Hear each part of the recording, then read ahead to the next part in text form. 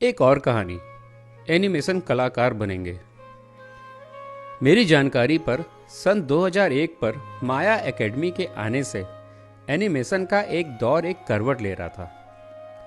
उस दौर पे जो थोड़े से एनिमेशन कार्टून को पसंद करते थे बच्चे, वो उसके तरफ खींचे चले जा रहे थे। पर लेकिन बच्चों के पीछे जाने से माँ बाप कहाँ खींचते हैं। माँ बाप को तो अपने बच्चों को अच्छी वाली पढ़ाई, डॉक्टर, इंजीनियर या टीचर, आर्मी में चले जाओ, पुलिस बन जाओ, इस तरह की ही पढ़ाई से उनका रिश्ता हुआ करता था।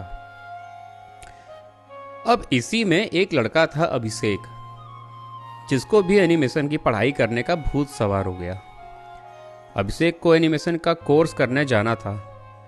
अब हुआ यह कि एडमिशन के लिए घर वाले तो तैयार हुए नहीं, और उनको जो सबके बच्चे बनते थे वही बनाना था। अपने लड़के को तो उन्होंने मना कर दिया। अभिषेक इंटर भी मुश्किल से पास हुए। फिर उसके बाद अभिषेक के पापा ने ठानी कि उसका एडमिशन बीए में करा देंगे, फिर एमए करा के टीचर बन जाएगा कहीं का।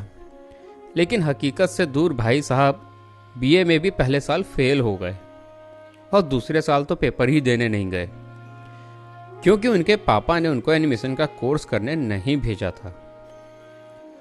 उसका नतीजा यही हुआ कि कहावत हुआ करती है ना, जब चुड़िया चुग गई खेत तो पछताए होत का। इस कहावत को सिद्ध होने का समय आ चुका था।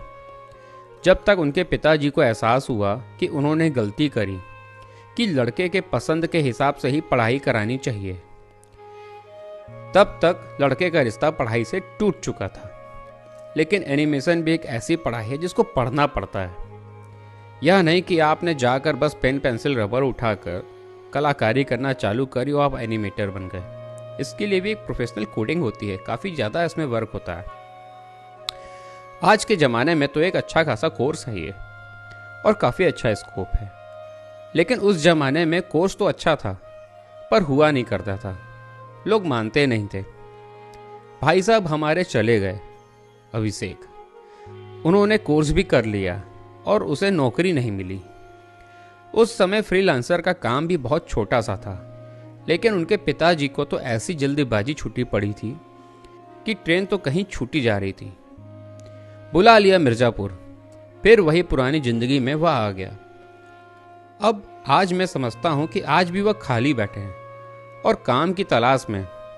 हर कोई काम उनके पिताजी के हिसाब से, छोटा या बड़ा का तराजू अब अभिषेक खुद उठा के फिर रहे हैं, और उनको खुद समझ नहीं आ रहा कि उनको करना क्या है। मेरा तो बस यही कहना है कि अगर समय रहते ही किसी को समय दिया जाए उसकी उड़ान उड़ने का, तब तो कोई कुछ मतलब निकलता है।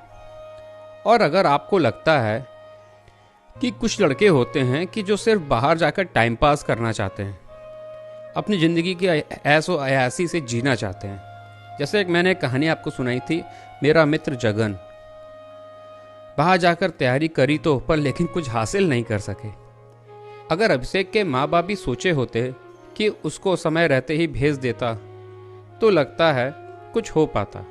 जहाँ तक मुझे लगता है अभिषेक के माँ बाप ही ज़्यादा ठीक सोच रहे थे। कभी कभी होता है ना कि माँ बाप को आपसे ज़्यादा पहचानते हैं। अभिषेक की मर्जी थी, उसको वह करना है, उन्होंने किया। लेकिन आज हासिल क्या हुआ?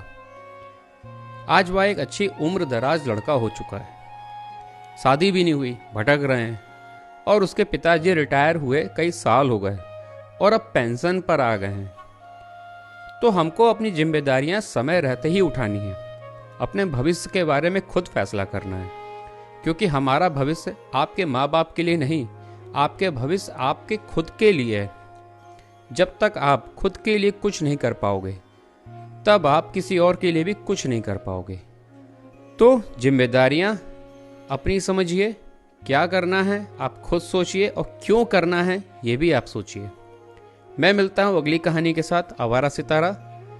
अगर मेरी कहानी आपको पसंद आती है तो इसे लाइक किया करिए, शेयर किया करिए, और चैनल को सब्सक्राइब ना किया हो तो सब्सक्राइब कर लीजिए, ताकि आपको अगली कहानी तुरंत मिल सके।